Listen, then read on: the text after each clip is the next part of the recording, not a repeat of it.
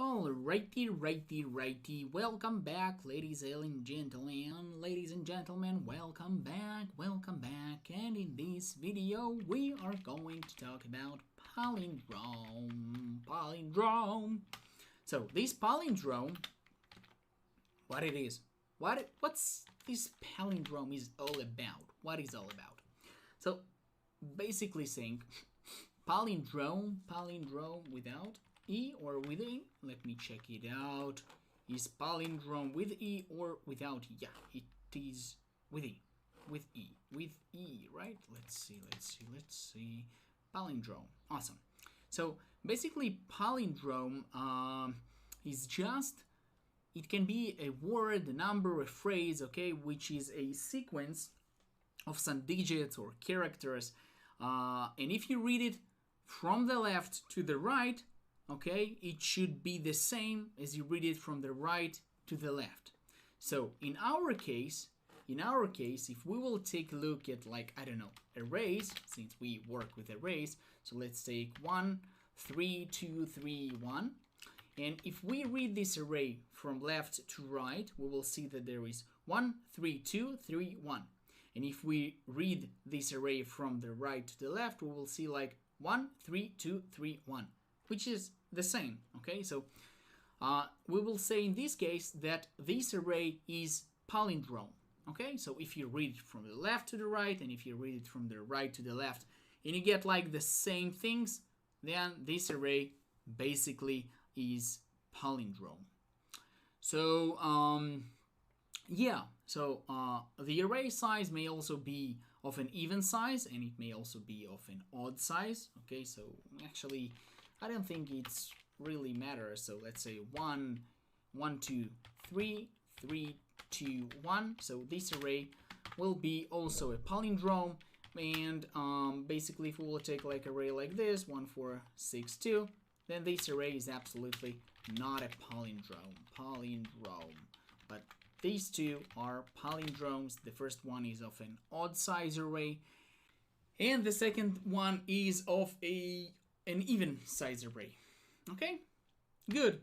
So what we have to do is to write a simple program, okay, quick program that prints and that checks out and prints if given array is a palindrome. So write a program that checks and prints if a given array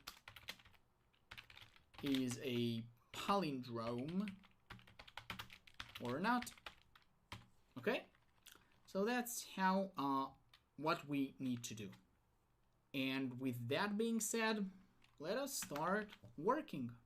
So first of all, let's create an array of some size. It doesn't really matter. And we know that basically, guys, what do you think? What do you think is the best idea to solve this kind of problem, this kind of exercise? So there are a couple of options, okay, the first option is like to find some reason before you actually start solving it.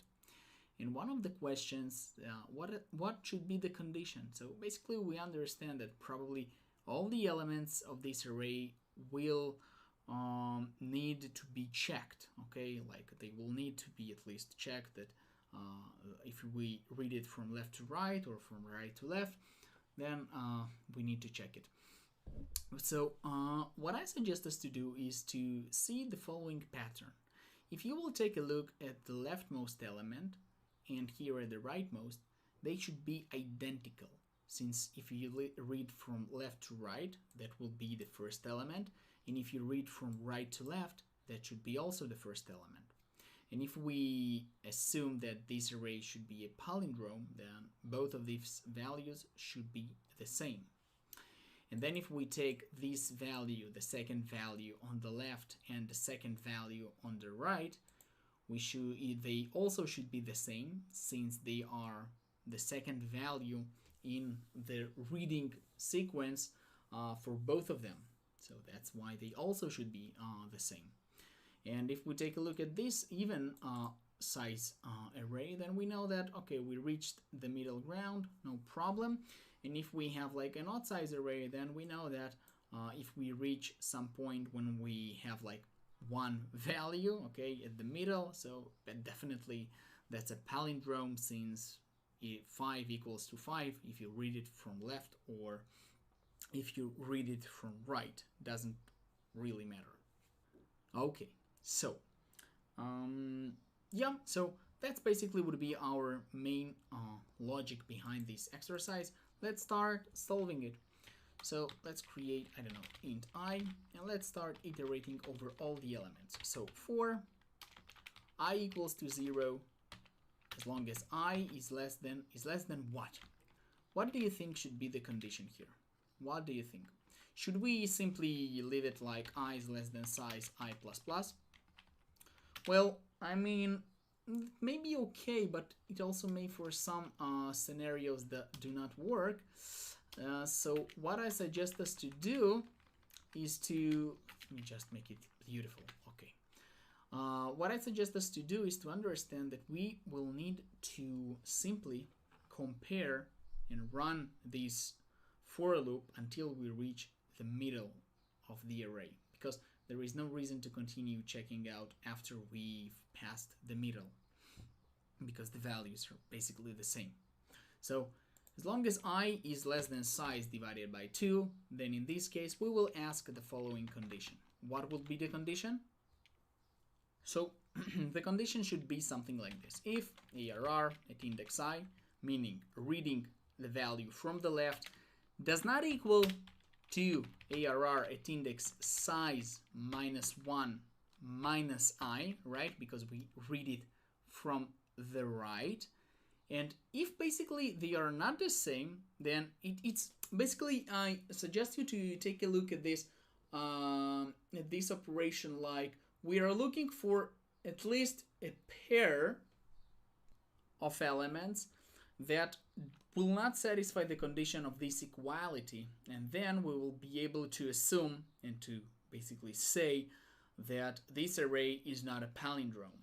So if that's the case, then maybe we should also, like, I don't know, maybe we should also keep a flag, like int flag equals to 1, and we will assume that this flag says that we assume that the array is a palindrome.